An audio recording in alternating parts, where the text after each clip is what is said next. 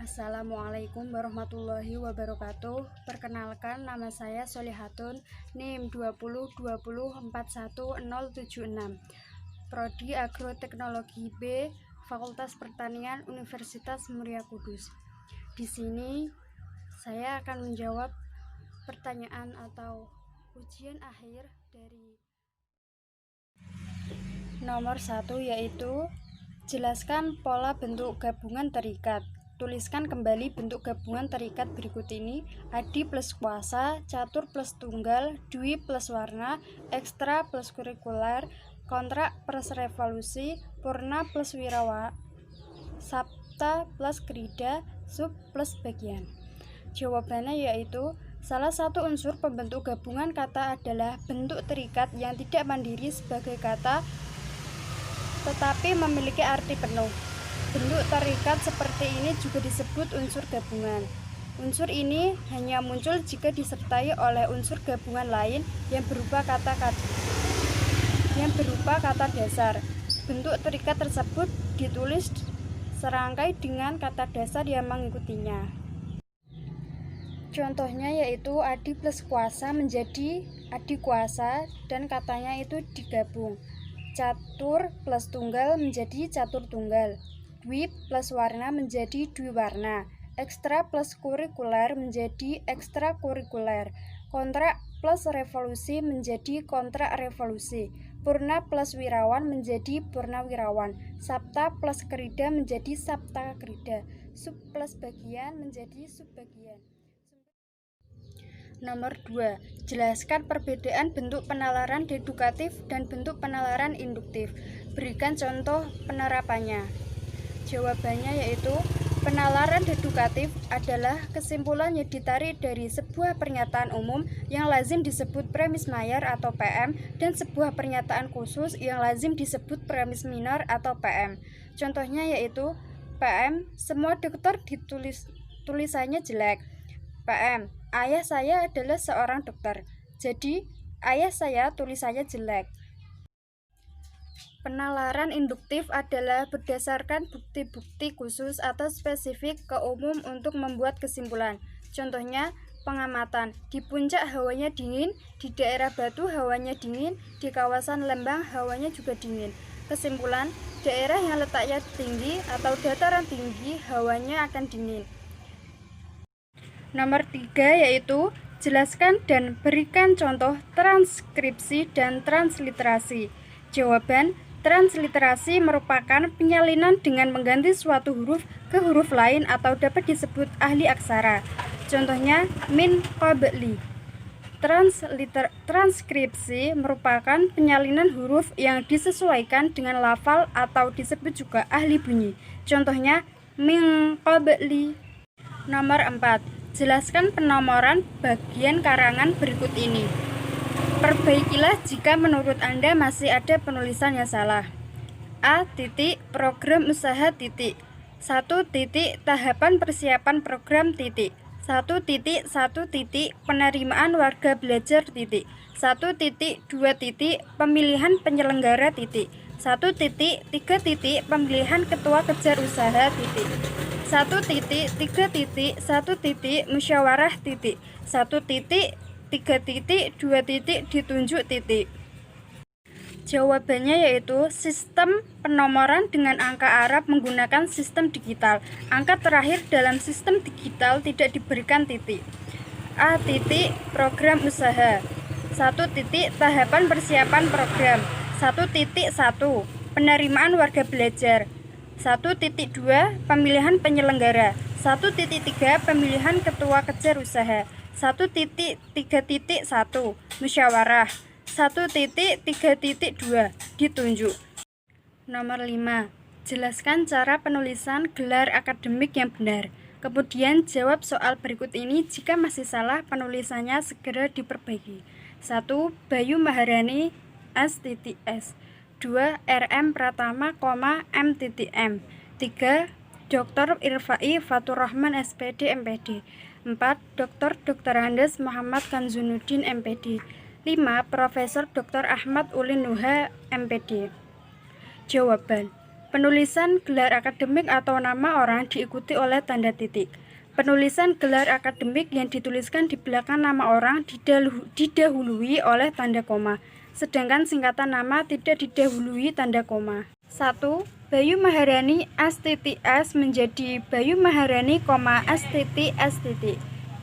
R.M. Pratama, M.M menjadi R.M. Pratama, M.M. 3. Dr. Irfai Faturrahman SPD MPD menjadi Dr. Irfai Faturrahman, S. PD, M. PD. 4. Dr. Andes Muhammad Kanzunuddin MPD menjadi Dr. Andes Muhammad Kanzunuddin, M. PD. 5. Profesor Dr. Ahmad Ulinuha MPD menjadi Profesor Dr. Ahmad Ulinuha, M. PD. Nomor 6. Jelaskan penggunaan tanda elipsis, tanda siku, dan tanda kurung. Berikan contoh penggunaan tanda tersebut dalam kalimat. Jawabannya, tanda elipsis dipakai dalam kalimat yang terputus-putus. Contohnya, kalau begitu, ya, mari kita bergerak. Tanda kurung siku. Tanda kurung siku mengapit huruf, kata atau kelompok kata sebagai koreksi atau tambahan pada kalimat atau bagian kalimat yang ditulis oleh orang lain. Tanda itu menyatakan bahwa kesalahan atau kekurangan itu memang terdapat di dalam naskah asli. Contohnya, Sang Sapurba men. D-nya itu dikurung siku, engar, bunyi gerimis. Tanda kurung. Tanda kurung mengapit tambahan keterangan atau penjelasan. Contohnya, bagian perencanaan sudah selesai menyusun DIK. Buka kurung, daftar isian kajian, tutup kurung, kantor itu. Nomor 7. Jelaskan 3 cara penalaran induktif meliputi generalisasi, analogi, dan hubungan sebab akibat atau kausal. Silakan jelaskan satu persatu disertai contoh. Jawabannya yaitu, generalisasi adalah proses penalaran berdasarkan pengamatan atas sejumlah gejala dengan sifat-sifat tertentu, mengenal semua atau sebagian dari gejala serupa. Dari sejumlah fakta atau gejala khusus yang diamati, ditarik kesimpulan umum tentang sebagian atau seluruh gejala yang diamati itu. Di dalam pengembangan karangan, generalisasi perlu ditunjang atau dibuktikan dengan fakta-fakta, contoh-contoh, dan statistik, dan sebagainya yang merupakan spesifikasi atau ciri khusus sebagai penjelasan sebagai lanjutan. Contohnya, murid laki-laki itu pergi ke sekolah, dia memakai seragam sekolah. Dan murid perempuan itu pergi ke sekolah, dia memakai seragam sekolah. Generalisasinya yaitu, semua murid yang pergi ke sekolah memakai seragam sekolah. Analogi induktif yaitu analogi yang disusun berdasarkan persamaan yang ada pada dua fenomena, kemudian ditarik kesimpulan bahwa apa yang ada pada fenomena pertama terjadi juga pada fenomena kedua. Contohnya, Nindi terpaksa dicutikan dari Universitas Gunadarma karena terlambat mengisi KRS. Tria juga akan dicutikan dari Universitas Gunadarma jika dia terlambat mengisi KRS. Hubungan sebab akibat atau kausal yaitu proses penalaran yang diperoleh dari gejala-gejala yang saling berhubungan. Sebab akibat ini berpola A menyebabkan B. Contohnya, harimau Sumatera banyak sekali diburu oleh pemburu-pemburu liar. Oleh karena itu, harimau Sumatera jarang ditemui dan berada dalam ambang kepunahan. Nomor 8. Jelaskan yang dimaksud dengan silogisme. Berikan contoh silogisme. Jawabannya, silogisme adalah suatu argumen deduktif yang terdiri dari dua premis dan satu kesimpulan. Premis yang pertama disebut premis umum atau premis mayor, dan premis yang kedua disebut premis khusus atau premis minor. Kesimpulan itu berhubungan erat sekali dengan premis-premis yang ada. Jika premis-premisnya benar, maka kesimpulannya juga benar. Contohnya, premis mayor, semua makhluk mempunyai mata. Premis minor, si kacong adalah seorang makhluk. Kesimpulannya, si kacong mempunyai mata. Nomor 9. Apa yang dimaksud dengan konjungsi? Sebutkan jenis konjungsi dan berikan contoh penerapan konjungsi. Jawabannya yaitu, konjungsi disebut juga dengan kata penghubung atau kata sambung. Kata penghubung termasuk kata tugas yang berfungsi menghubungkan antara klausa, antar kalimat, atau antar paragraf. Jenis-jenis konjungsi yaitu 1. Konjungsi intrakalimat yang berisi korelatif, koordinatif, dan subordinatif. Contohnya yaitu dari korelatif, penghijauan hutan bukan hanya untuk kehidupan kita saat ini, melainkan juga untuk masa depan anak cucu kita. Dan contoh dari koordinatif, hari ini tugas saya adalah menyapu halaman dan menyiram tanaman. Dan contoh dari subordinatif yaitu tak ada keberhasilan tanpa perjuangan. Nomor 2, konjungsi antar kalimat. Contohnya yaitu kondisi jalan menuju desa terdekat sangat buruk, berlumpur dan berlubang cukup dalam. Meskipun demikian, kami tetap melanjutkan perjalanan. Nomor 3, konjungsi antar paragraf. Contohnya, berdasarkan hasil pengamatan saya dalam beberapa hari ini, kemungkinan penyebab banyaknya jalan rusak dan berlubang di daerah ini adalah karena dilewati truk-truk yang membawa pasir dan batu dan berat muatannya sudah melebihi kemampuan jalan di daerah ini. Nomor 10. Wacana terbagi menjadi 5, yakni wacana narasi, deskripsi, eksposisi, argumentasi, dan persuasi. Jelaskan ciri dan perbedaan tiap wacana tersebut, serta berikan contohnya. Jawabannya, ciri dan perbedaan tiap wacana yaitu 1. Wacana narasi adalah uraian yang menceritakan sesuatu atau serangkaian kejadian, tindakan, keadaan, serta berurutan dari permulaan sampai akhir sehingga terlihat rangkaian hubungan satu sama lain.